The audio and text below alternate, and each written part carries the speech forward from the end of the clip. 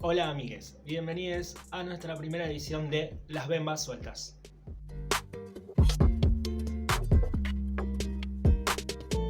Las Bembas Sueltas surge desde la agrupación Yango. Somos una agrupación conformada por afrodescendientes, afroargentines y africanes que vivimos en Argentina.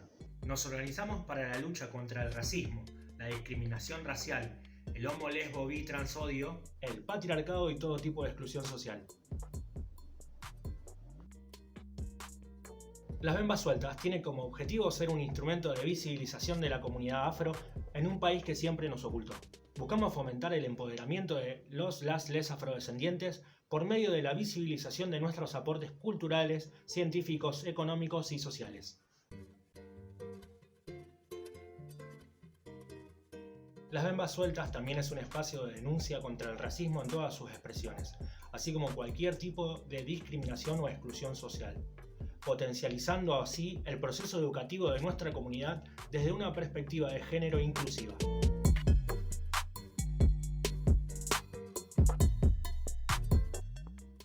Las Bembas Sueltas está compuesto de las siguientes secciones: Flor de Quilombo, esta que estás viendo ahora, donde hablaremos de todo un poco, actualidades, algunas noticias y más.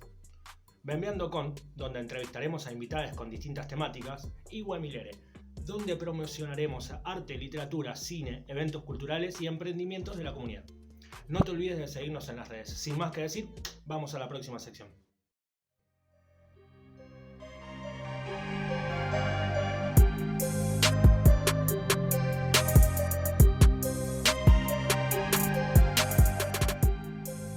En el programa de hoy hablaremos sobre la invisibilización de las personas afro en Argentina, y para hablar de esa temática invitamos a la afroargentina Miriam Gómez.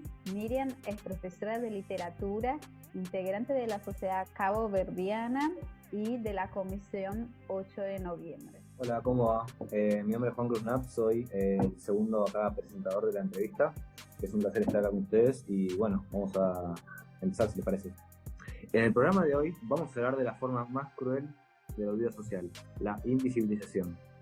En Argentina, las personas afro tuvieron su participación borrada de la historia y memoria oficial del país, hecho que ha impactado en el presente. ¿Qué lleva a una sociedad a borrar la participación cultural, social y política de un determinado grupo? ¿Qué llevó a la Argentina a borrar los aportes de las personas afro en los principales símbolos culturales y gastronómicos nacionales, como el tango, el dulce de leche y el asado? La invisibilización histórica tiene consecuencias en el presente, ya que aleja las posibilidades de la implementación de las políticas de reparación histórica y de justicia retroactiva. Como la autora Chimamanda alerta, es importante recordar el peligro de la única historia. Y de acuerdo también con la escritora Djamila Ribeiro, si siempre contamos la historia desde el punto de vista de los vencedores nunca van a cesar de vencer. Toda política de visibilización pasa fundamentalmente por la necesidad de un revisionismo histórico, siendo esta una forma de impactar en la memoria social. En las palabras de Elizabeth Hailing, hablar de memorias es hablar de presente. Recordar de forma colectiva es un acto político con poder de transformación del cuerpo social. En contrapartida, la invisibilización es una forma de sostener y legitimar el racismo estructural e institucional del presente. Para iniciar nuestro primer programa, preguntamos a Miriam, ¿a qué se debe la invisibilización de las personas afrodescendientes en Argentina? Nuestros cuerpos o nuestras cuerpas son una presencia no deseada en el presente y en el pasado del país. Bien, bueno, en primer lugar, los saludo a Gilma, a Juan Cruz, a Luis también por haberme convocado a esta serie de entrevistas con las que participo con mucho gusto. Y yendo a la pregunta específicamente, en los procesos de invisibilización en la Argentina respondieron a un proyecto de nación, ¿sí?, que se gestó en el siglo XIX. El siglo XIX fue, en términos científicos, positivista. y circulaba y se popularizó mucho, ¿no?, la teoría de la evolución de las especies de Darwin, pero eso era una teoría aplicada a los animales. El problema es que los sociólogos y otros científicos empezaron a trasladar la teoría de las especies a los seres humanos. Y ahí surge el darwinismo social, en el que se suponía que existían jerarquías entre las personas y que había unas que estaban en la cima de esa jerarquía y otras que estarían en la base. Son las llamadas razas, ¿no? El siglo XIX pergeñó, ¿sí?, construyó la idea de raza blanca, raza amarilla, raza negra, sí, en estos términos, ¿no es cierto? Hoy sabemos, en el siglo XXI, que las razas en sí no existen, el genoma humano fue descifrado totalmente y no hay razas sino una sola especie, la humana, y grupos, sí, grupos humanos, grupos étnicos, grupos sociales y culturales. Pero volviendo al siglo XIX, este pensamiento positivista y la existencia de jerarquía entre las personas, como digo, fue trasladado a los seres humanos, y en la Argentina específicamente las clases dirigentes que empezaron a diseñar el país en la segunda mitad del siglo XIX aplicaron esto a su población y entendieron que el desarrollo económico, social, cultural que veían en Europa era producto de la genética europea o genética blanca, y no producto de la educación, de los valores y de lo que se transmite desde la política y otros campos. Y lo aplicaron en el país. Entonces ellos quisieron diseñar un país que fuera genéticamente blanco y culturalmente europeo como garantía de un desarrollo, un supuesto desarrollo social, económico y cultural.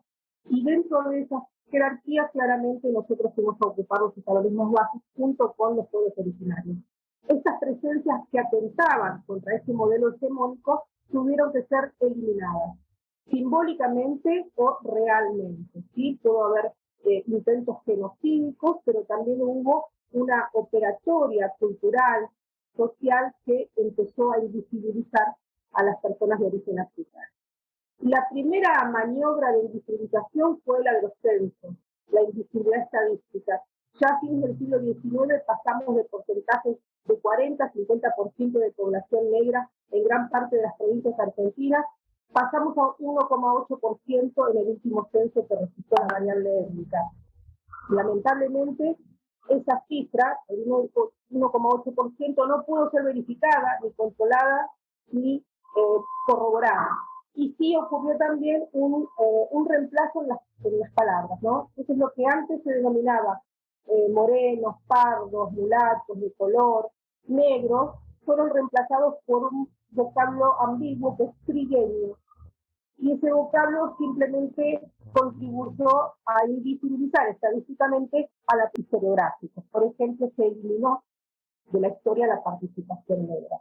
Cuando hasta la primera mitad del siglo XIX éramos absolutamente, o estábamos absolutamente activos y participantes en la sociedad, en la política, en la cultura, en las guerras por la independencia, ya para fines del siglo XIX se operó esta invisibilización en los libros de textos, en la historia. Y la escuela, ¿sí?, que comienza a desarrollarse y que luego se extiende a todo el país, contribuyó también grandemente a difundir esos prejuicios, esos estereotipos y esta falsa idea de la desaparición de los negros, ¿no es cierto? Y por supuesto luego los medios de comunicación masiva reforzaron esta imagen, esta idea que se sostiene lamentablemente hasta el día de hoy.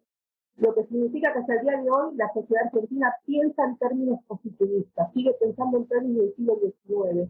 Y lo paradójico es que aunque sostenga que nosotros desaparecimos, al mismo tiempo sostienen los mismos prejuicios y mitos que existen en todo el continente respecto de los negros. Animalidad, instintos, falta de racionalidad, ¿sí?, que supuestamente somos sucios, feos, vagos, las mujeres negras están hipersexualizadas, ¿sí?, cosificadas y encasilladas en determinadas tareas. Entonces, esa es la paradoja, ¿no? ¿Cómo es que si nosotros no existimos, por qué la gente sigue sosteniendo esos mitos y estereotipos? Y en esa contradicción se desbarata el mito de que desaparecimos, porque seguimos estando, a pesar de lo que la sociedad hegemónica, que se cree blanca, pretende seguir imponiendo y difundiendo, ¿cierto? Perfecto. Bueno, continuamos con la segunda pregunta. ¿A cuáles sectores sociales les interesa ocultar la contribución de las personas afro en Argentina? Mira, en primer lugar, los sectores que están fuertemente interesados en ocultar esta presencia son claramente las élites dominantes. No siempre es la élite gobernante. Tenemos que tener en cuenta que las élites dominantes son las que detentan el poder económico, el poder de los medios de comunicación, y esas élites sostienen o siguen sosteniendo ese élite. ¿Por qué? Esa es la gran pregunta, ¿no? Porque la discriminación y el racismo son instrumentos de exclusión. A las élites eso les sirve para excluir a grandes sectores de la sociedad y de la población del disfrute de los derechos que nos caben a todos, pero a las clases como las nuestras, clases populares, trabajadoras, se nos excluye, siendo uno de los instrumentos del racismo y la discriminación. Por supuesto que no son solo las élites, no podría sostenerse por un bajo número de personas semejante aparato y estrategia de sometimiento, sino que también el resto de la sociedad que se cree blanca sin serlo, el resto de la sociedad que es mestiza pero siente que es europea, acompaña ese modelo. Lo que yo digo siempre es que la gran población mestiza argentina le ha hecho el juego y sigue haciéndolo a la hegemonía blanca, lamentablemente, ¿sí? Lo que podríamos llamar el complejo opresor del oprimido. Los mestizos argentinos se creen blanco europeos. Y ese es el gran problema, porque en realidad son la mayoría. Si la mayoría de esa población que tiene orígenes indígenas, africanos, asumiera su real condición, otra sería la historia. Pero lamentablemente le siguen haciendo el juego a la hegemonía blanca. Y estos momentos son terriblemente duros, no hay un restablecimiento, una restauración de la supremacía blanca a nivel mundial. Y lamentablemente en nuestro país acompaña ese movimiento. Muchísimas gracias. Y siguiendo en ese factor de la invisibilización, la tercera pregunta está por ejemplo, un escritor que se llama Mario Repont define los mitos como, entre comillas, falsas percepciones históricas, con poder de verdades absolutas, las cuales se reproducen en el tiempo y son difíciles de desconstrucción. Así que, para usted, los mitos históricos de que las personas negras desaparecieron, entre comillas, ¿no? Con muchas comillas, o que, entre comillas, sean muertos en las guerras también, o entre comillas también fueron muertos por la famosa epidemia de la fiebre amarilla, o incluso que se fueron a Uruguay. Todas estas preguntas con muchas comillas se vienen acompañadas de otro mito de que es de esa narrativa histórica de que Argentina es una Argentina blanca. Bueno, claramente esos mitos son justamente los que dan lugar y sostienen esa historia. El mito de la Argentina blanca se sostiene en todos esos mitos que estamos nombrando. Tempranamente se utilizó la excusa de las guerras para justificar una supuesta desaparición. Cuando sabemos que gran número de mujeres no iban a las guerras, sabemos que otras sí, pero las mujeres y los niños no iban a las guerras, así que es imposible haber desaparecido habiendo dejado niños en casa, para empezar. Entonces esos mitos, por supuesto, que sostienen. Hay otro mito mayor que justifica este pensamiento. Vayamos a la epidemia de fiebre amarilla en 1871. Yo denomino a esa epidemia como, y las consecuencias, ¿no? Como las primeras políticas públicas para con nuestra población, porque lo primero que se dijo de la fiebre amarilla fue que nosotros habíamos desaparecido, cuando en realidad el ejército argentino cercó la zona del sur del río, San Telmo, La Boca, Barracas, la zona más contaminada, impidió la salida de las clases más pobres, ¿no? Las clases populares, afroindígenas, y sí evacuó a las familias blancas hacia el norte del río, que es Vicente López, San Isidro, etcétera, y la gente se vio cercada en una zona altamente contaminada, lo que sí produce una gran mortandad, pero no solamente de la población. Entonces ahí yo digo que esta fue la primera política pública, cercarnos, ponernos en cuarentena solo a los afrodescendientes de otras clases populares y decir además utilizar esta epidemia para sostener que habíamos desaparecido. Temo o espero que no suceda lo mismo con la actual epidemia que estamos viviendo. Estoy expectante para saber cómo se va a utilizar políticamente, culturalmente, esta pandemia que nos está afectando a todos por igual, sin distinción de clases sociales ni de orígenes étnicos.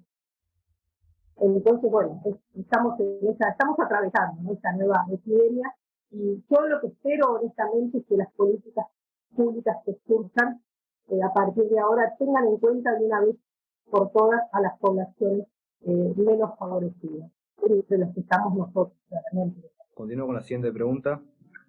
La invisibilización de les negres en la Argentina y la sociedad argentina responde más a un odio racial o a una aspiración de ser blanca. Es decir, la sociedad argentina nos ocultó, o primordialmente para autorreivindicarse como blanca.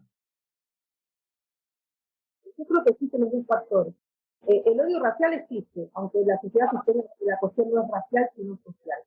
Porque claramente cuando uno dice negro de mierda, mentalidad de negro, tarde negra, la gente cree que nos está refiriendo a nosotros. ¿Por qué? Porque perdió el lazo histórico que existe entre ese presente discriminador y racista con el pasado esclavista que persiguió estas ideas negativas acerca de los negros. Y que luego el concepto negro, al haberse negativizado y que pase a aplicarse a otros aspectos de la vida cotidiana, no quiere decir que no esté relacionado con nosotros. Así que no se dejen engañar cuando dicen, no, el problema no es con ustedes, ¿no? El problema es con nosotros. No, el problema es también con nosotros. Porque si yo soy capaz de discriminar a personas de origen boliviano o asiático, tarde o temprano me voy a terminar discriminando también a los afrodescendientes. Porque como les dije hace unos minutos, la discriminación del racismo sirve para excluir a las personas del disfrute de sus derechos. Entonces se sostiene, ¿no? Ese mito de la Argentina blanca necesariamente tiene que odiar aquello que la contradiga. Y nosotros contradecimos ese mito. Nuestra presencia contradice ese mito de manera constante cuando estamos en la calle, cuando estamos en un colectivo, cuando vamos a la escuela, cuando buscamos un trabajo. Estamos contradiciendo esa visión que la Argentina tiene de sí misma. Y por fuerza eso va a generar incomodidad, odio, enojo. Y ese odio racial. ¿Sí? Porque no está dirigido contra los escandinavos y los suecos, sino específicamente con los sectores fenotípicamente más oscuros de la sociedad. Sí, es así. Y la próxima pregunta va caminando un poco a representación de ese, entre comillas, crisol de razas, ¿no? Que es la forma que Argentina utilizó para explicar un poco sobre ese proceso de mestizaje que acá en Argentina, diferente de otros países de Latinoamérica, se invisibiliza a partir de ese término crisol de razas.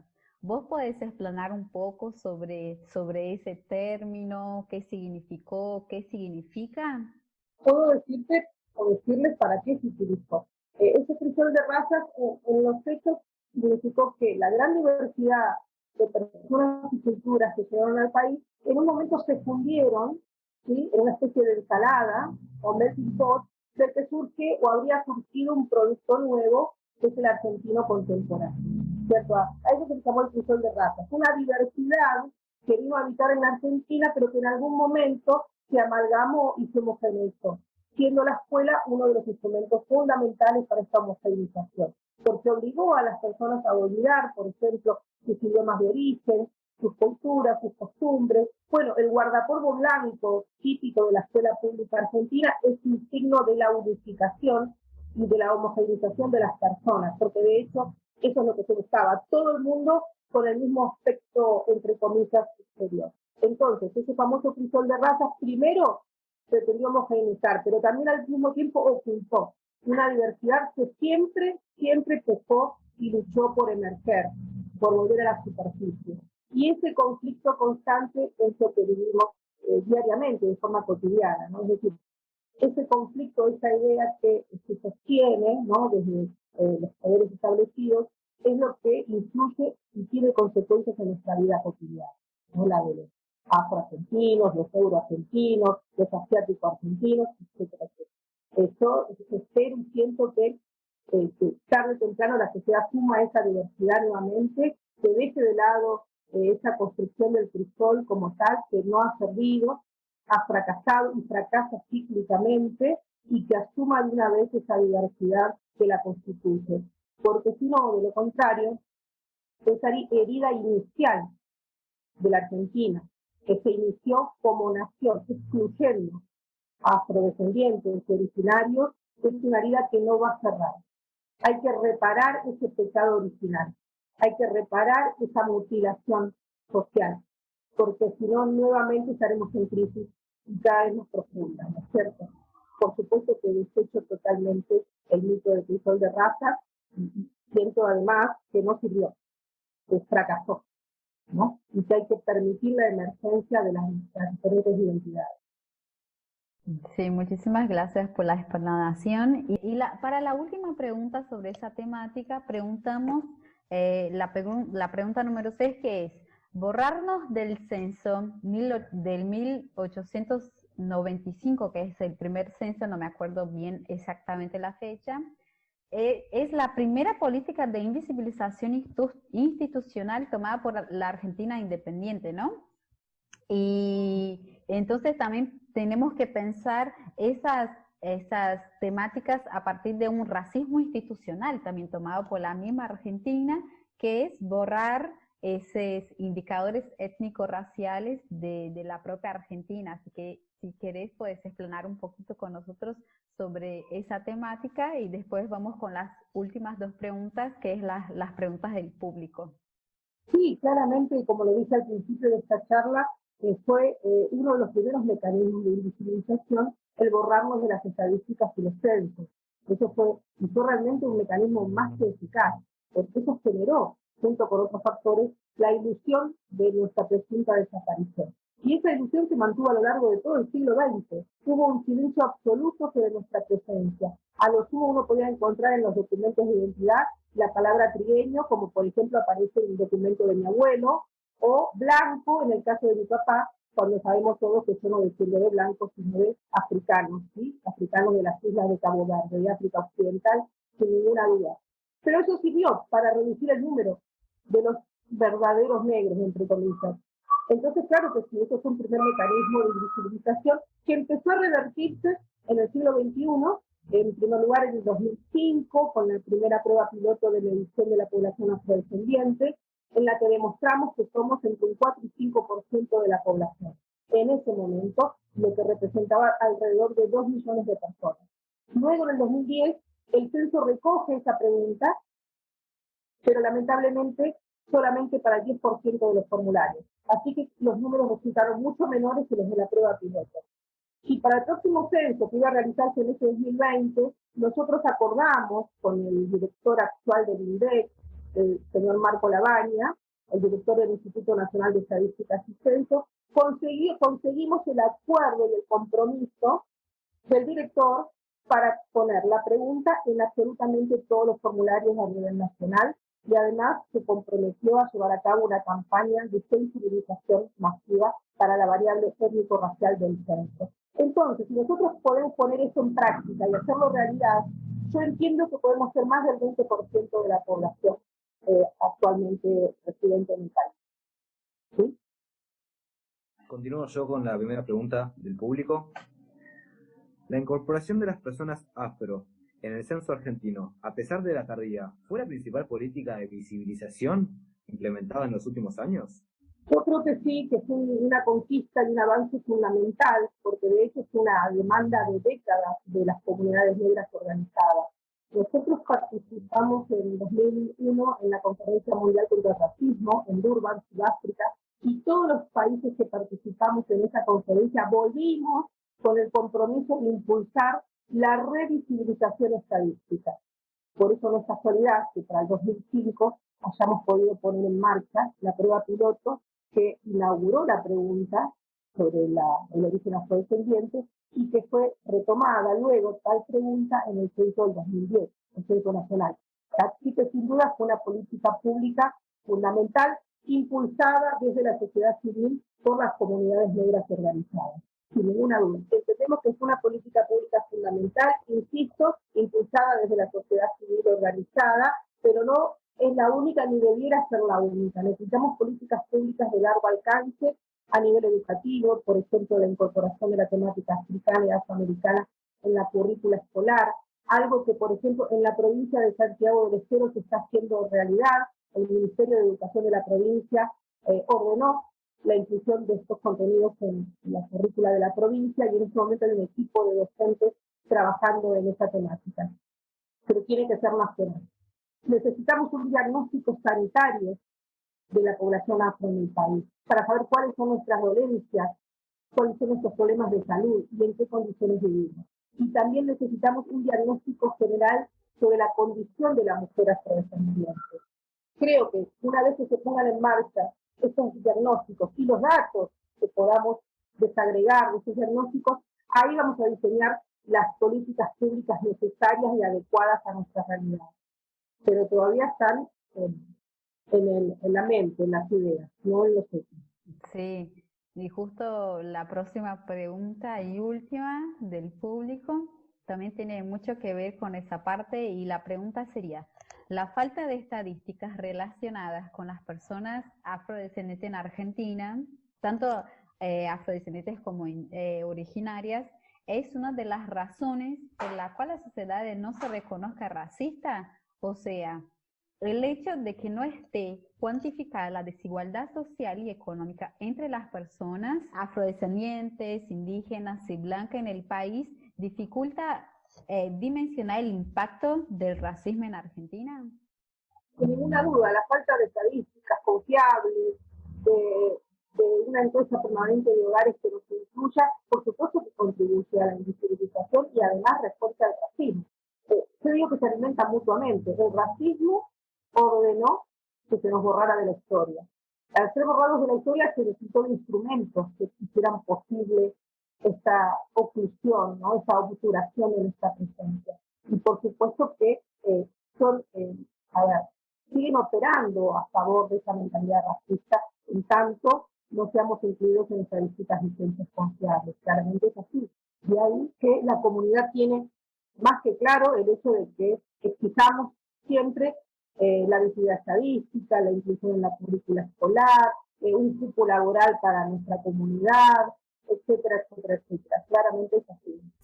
Bueno, muchísimas gracias, Miriam. Te agradecemos todo tu aporte académico, desde el activismo antirracista también, que sé que trabajás. Acá cerramos nuestro programa con nuestra invitada especial. Muchísimas gracias. Muchísimas gracias.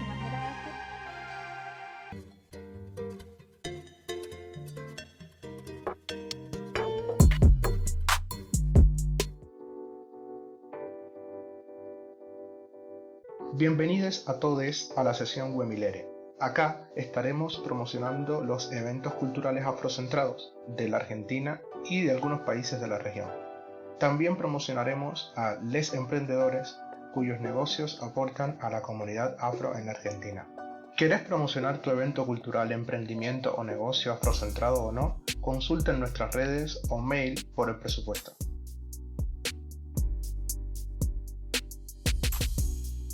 Sin más preámbulos, los eventos en Cava. El 8 de noviembre, La Manzana de las Luces presenta un nuevo ciclo de cine afrocentrado, todos los miércoles de noviembre, con títulos muy sugerentes. Continúa activando La Manzana de las Luces, reflexionando sobre el racismo estructural que organiza nuestra vida cotidiana a partir del trabajo colaborativo de afrodescendientes. Para más info, diríjase a la página del Ministerio de Cultura Argentina.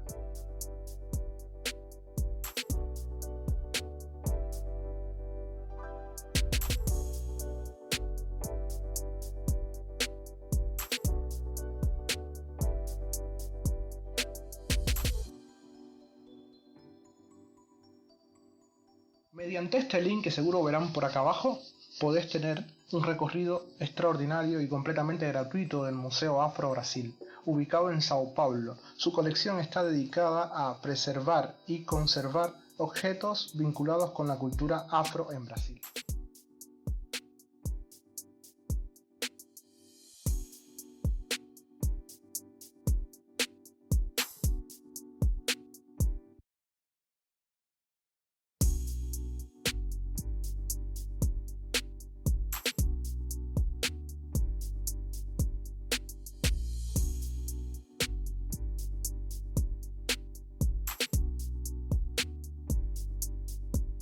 En emprendimientos de nuestra comunidad estamos promocionando a Mascabo Cosmetic, una línea de cosmética natural sin género, vegana, libre de crueldad animal y amigable con el medio ambiente. Para más información dejamos el link acá abajo, @mascabocosmetic. Lléguenle para tener un afro hermoso.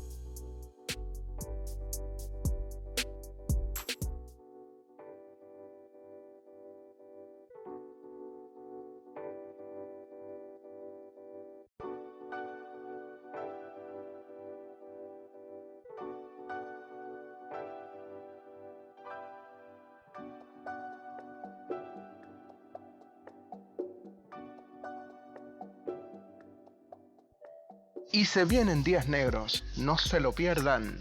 Del 21 al 22 de noviembre, Negro Fest 2020.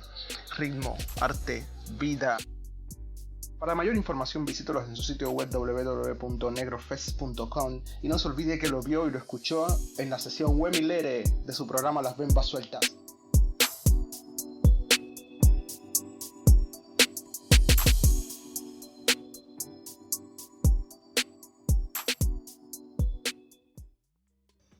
Gracias por acompañarnos hasta el final. En la próxima edición hablaremos de héroes afrodescendientes borrados de la historia argentina. Deja tus inquietudes y preguntas en la sección de comentarios. No te olvides de suscribirte a este canal y activar la campanita para enterarte cada vez que haya un nuevo video. De seguirnos en Instagram como @lasbembasueltas con doble S y a Yango como agrupación Yango. Esto fue la primera edición de Las Bembas Sueltas, por una Argentina antirracista.